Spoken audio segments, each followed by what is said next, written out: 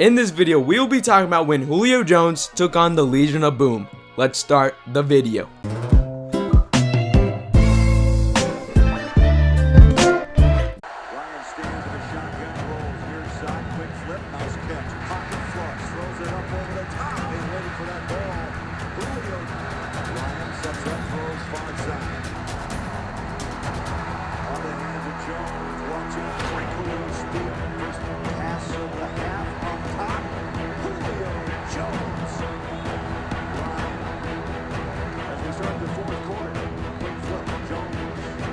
This is a rookie Julio Jones, and he just ran all over a Seahawks defense.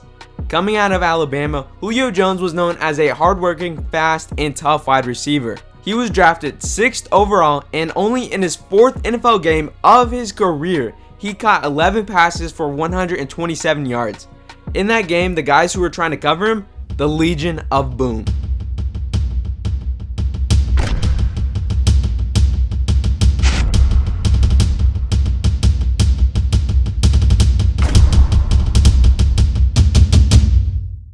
It was the Legion of Boom's first year of existence. Despite their lack of experience, 3 out of the 4 members were elected to the Pro Bowl. Not to mention, they were at the top of almost every defensive category. They were truly special, but somehow a rookie Julio Jones ran all over them. Was it beginner's luck? Was he an outlier? Could he even back it up if they played a second time? The Atlanta Falcons hosting this divisional round playoff game. They've been so dominant here at home.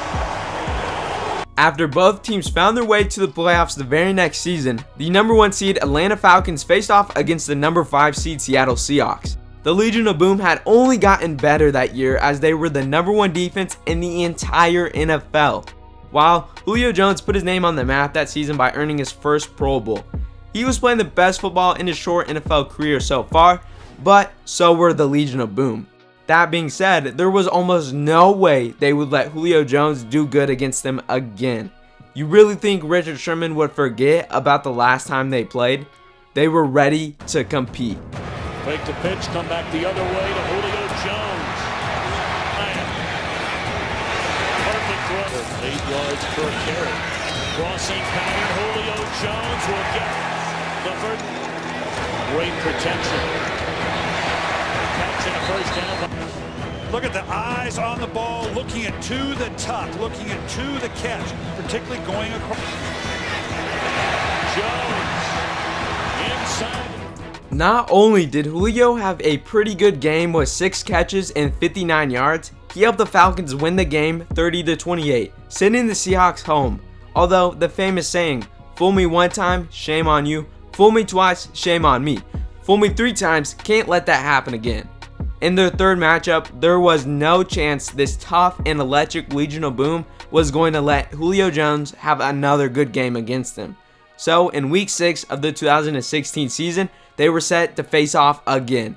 This time around, the Seahawks had the 3rd best defense in the league, and Julio was, well, kind of playing inconsistent.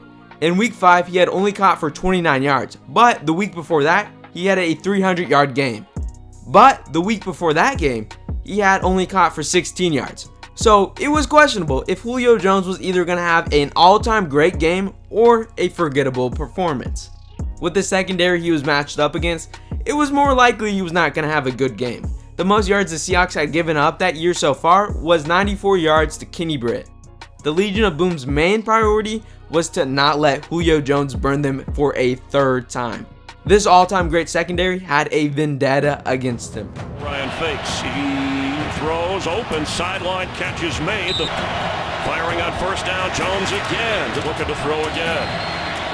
And drops it to Julio Jones. Wide open. Julio Jones has it. And in the end zone. Touchdown Falcons. On that last drive. And open is Julio Jones again. Matt Ryan. With time, Julio turns and grabs the football at the 40. Julio did it again. In fact, after that game, he did it 2 more times.